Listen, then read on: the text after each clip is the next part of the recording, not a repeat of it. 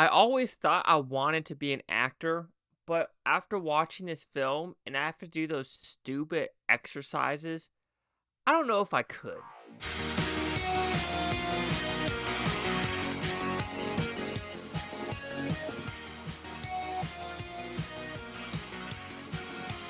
Chase Lee Hockey here with the Blue Futon reviewing Ghostlight. So what is this about? Pretty simple premise. You have a family in distress because something horrific happened, I want to say 6-ish months ago. And they are coping very differently. The daughter is acting out in school. The husband is very seclusive and just has so much anger in him. And the wife is trying to keep it all together. But at work, the construction worker, which is a dude, he lashed out at someone, and you know what? He is now going to star in the play Romeo and Juliet. However, he not knowing what the ending of Romeo and Juliet is, connects to something that happened in his past as well as the family's past, and will he be able to just grasp the horrific elements of it? So, did I like this film? This is a well-crafted movie, well thought out, well written, and it kind of an ingenious premise because, I knew nothing about this movie. I think I heard of it during Sundance, if I'm not mistaken. I could be completely wrong, but I don't remember. Somehow I was like, I remember this premise somewhere, and people were saying it's a fantastic movie, and I was looking at my phone, and I was like, oh, what do you know? Lord of the Rings, Return of the King, or what is it, Fellowship of the Ring and 4DX, which I'm still debating on. Did I screw up not watching all three in 4DX? Anyway, but now we get this movie, which is only playing at 2 showtimes. And I'm like, what is this? I'm watching it. And if you want to watch a heartbreaking movie about trauma, about connectivity, about realizing who you are, how to deal with grief, this is a movie for you. None of these actors I've ever seen before, never heard before, and that is fantastic because you're not gripped to a movie where it's like starring George Clooney and Robert De Niro and blah, blah, blah, starring this. So it's like they try to put the star power. They knew they had a story. They knew they had a connectivity to it.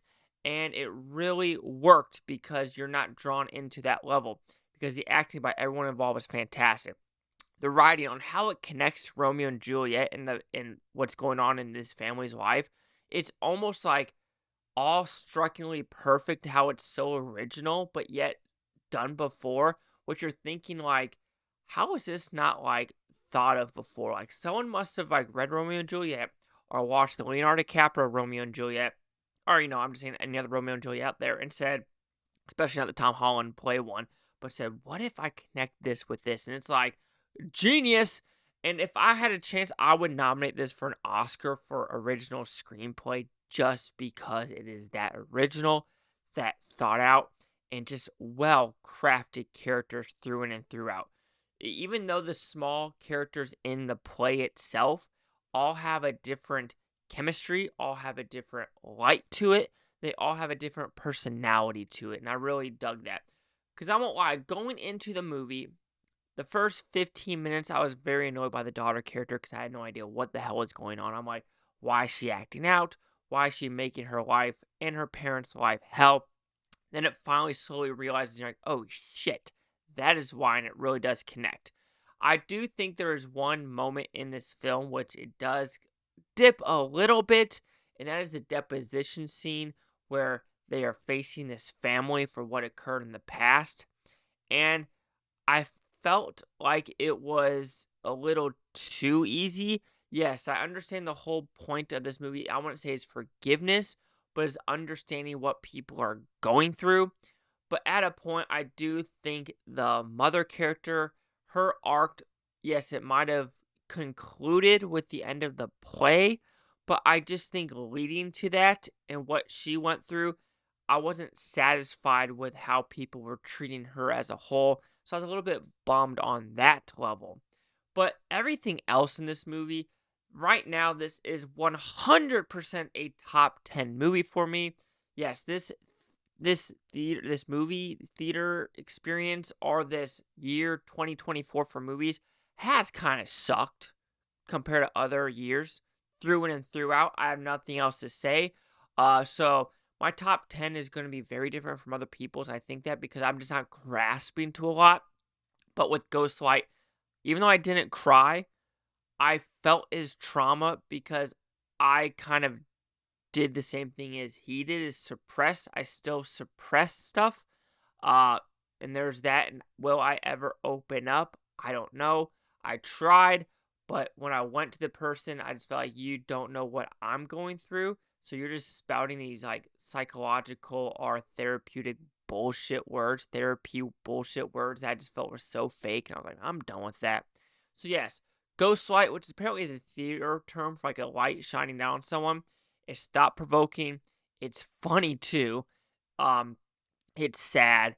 It's a all around fantastic movie, which unfortunately not a lot of people will see, but should.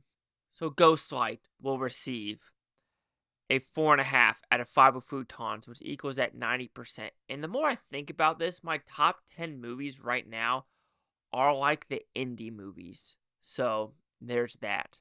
So let's see the critics' news scores gave this one.